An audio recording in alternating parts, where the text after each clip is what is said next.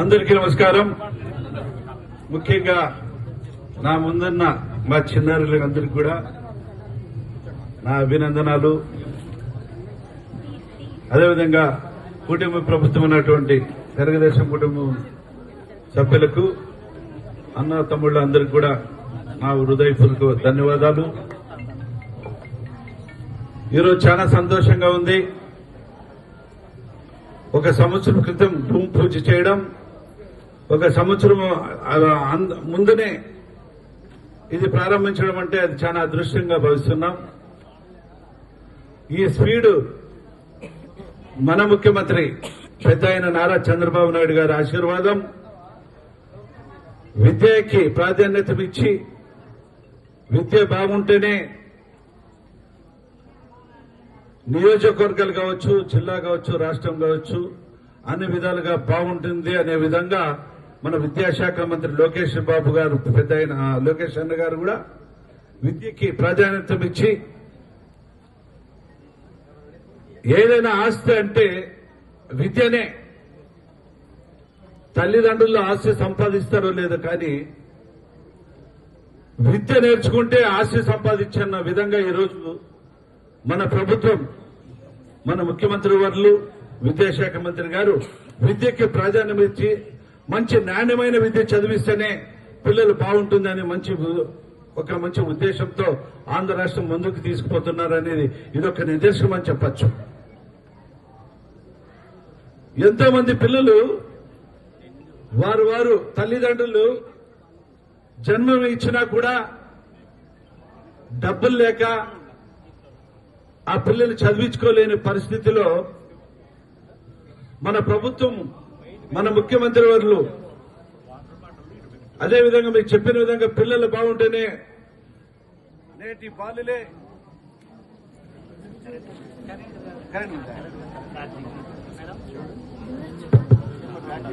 నేటి బాలులే రేపటి పౌరులు అన్న విధంగా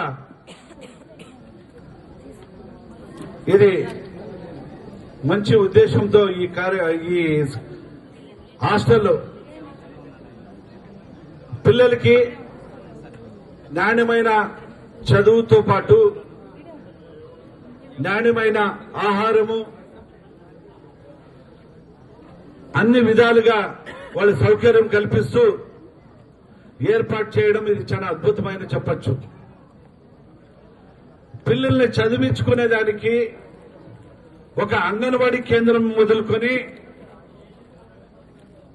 డిగ్రీ కంప్లీట్ అయ్యేంత వరకు కూడా చదువులకి నేముంటాము, మీరు చదువులు నేర్పించుకోండి అని మన ముఖ్యమంత్రి నారా చంద్రబాబు నాయుడు పెద్ద అయిన ఆశీర్వదించి అంగన్వాడీలో కూడా మంచి పిల్లవాళ్ళకి ఒక చైతన్యం తీసుకొని వచ్చి అంగన్వాడీలోనే ఇంగ్లీష్ మాట్లాడే విధంగా ఈరోజు టీచింగ్ ఉంది. ఆ పిల్లలే 1, 2, 3, 4 అని చెప్పేసే విధంగా ఆ పిల్లలు ఎంత బాగా మాట్లాడుతుంటారు. దాని భాగంగా చదువులకి తల్లికి వందనం అనే కార్యక్రమం పెట్టి ఆ తల్లిదండ్రులు కూడా మీ పిల్లల్ని పంపించండి, మంచి చదువులు నేర్పిస్తాం, మీకు కాబోయే డబ్బులు కూడా ఆ పిల్లలకి ఇంత ఖర్చులు కూడా పంపిస్తామని చెప్పి ప్రతి పిల్లవాళ్ళకి ఎంతో మంది పిల్లలు ఉన్నా కూడా 15,000 రేపు రెండు రోజులకి 22వ తారీఖు రోజు, రేపే 22వ తారీఖు రోజు తల్లికి వందనం పడుతుంది. ఈ తల్లికి వందనం మీరు కూడా అర్హులేనా? అమ్మా ఎలిజిబులే కదా? మరి మీకు అంటే మీ అకౌంట్ లో రావు, తల్లికి పోతుందానికి మౌనంగా ఉన్నారా? నాకు మీ మౌనం నాకు అర్థం కాలే.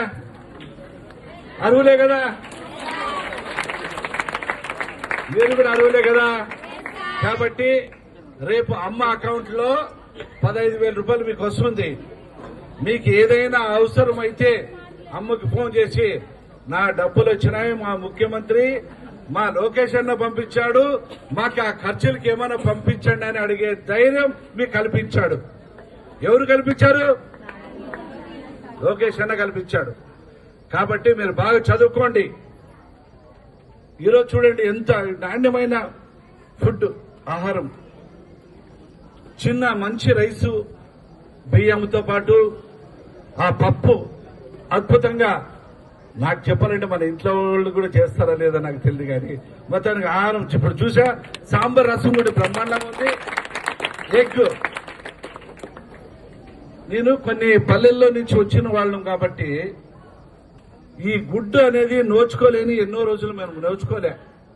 మేము చిన్నతనం ఉన్నప్పుడు కూడా కంటిన్యూ రోజు గుడ్డు తినేది. నేను కూడా చదువుకున్నాను, కానీ నా దీంట్లో కూడా రోజు గుడ్డు తినే దాఖలాలు కనిపించలేదు. కానీ ఇప్పుడు మన ప్రభుత్వం చూడు, రోజు గుడ్డు ఇచ్చి వాళ్ళు ఆరోగ్యంగా ఉండాలి. మరి నైట్ మరి ఒక అరటిపండు